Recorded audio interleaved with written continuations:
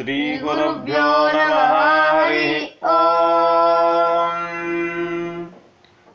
वन्दे श्रीपादराजं रुचितमहृदयं पूजितश्रीसहायं निर्धोताशेषहेयं निभृतशुभचयं भूमिदेवाभिगेयम् विप्रेभ्यो दत्तदेयं निजजनसदयं खण्डिताशेषमायं निस्तप्तस्वर्णकायं बहुगुणनिलयं वादिसङ्घैरजेयं क्षुभ्यद्वादिकरीन्द्रवादपटली कुम्भच्छटाभेदन प्रौढप्राभवतर्कसङ्घनिकर श्रेणीविलासोज्ज्वलः गोपीनाथमहीन्द्रशेखरलसत् पादस्थलावासकृत् पायान्मां भवघोरकुञ्जरभयात् श्रीपादराट्केसरी बिभ्राणं क्षौमवासः करधृतवलयं हारकेयोरकाञ्ची ग्रैवेयस्वर्णमाला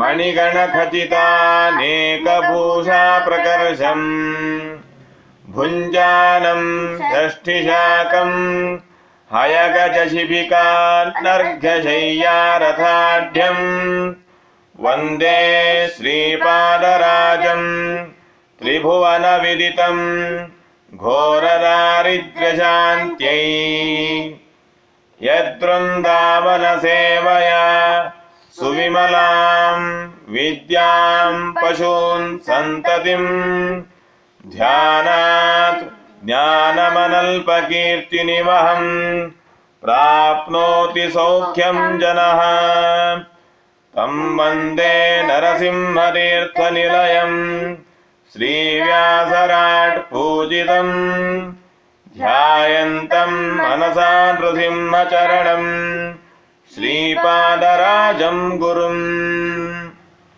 काशीकेदारमाया करिगिरिमधुरा द्वारका वेङ्कटाद्रि श्रीमुष्टक्षेत्रपूर्व त्रिभुवनविलसत् पुण्यभूमिविलासः गुल्मादिव्याधिहर्ता गुरुगुणनिलयो भूतवेतालभेदी भूयात् श्रीपादराजो निखिलशुभततिप्राप्तये संतदन्नः ज्ञानवैराग्यभक्त्यादि कल्याणगुणशालिनः लक्ष्मीनारायणमुनीन् वन्दे विद्यागुरून् मम पदवाक्यप्रमाणाब्धि विक्रीडनविशारदान् लक्ष्मीनारायणमुनीन् वन्दे विद्यागुरून् मम काले फलति सुरद्रुः काले फलति सुरद्रुः चिन्तामणिरपि याचने दाता वर्षति सकलमभीष्टं दर्शनमात्रात् श्रीपादरान्मुनिः अर्थिकल्पितकल्पोऽयं प्रत्यर्थिगजकेसरी व्यासतीर्थगुरुर्भूयात् अस्मदिष्टार्थसिद्धये।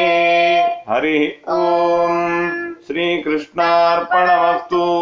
श्रीमध्वेशार्पणमस्तु।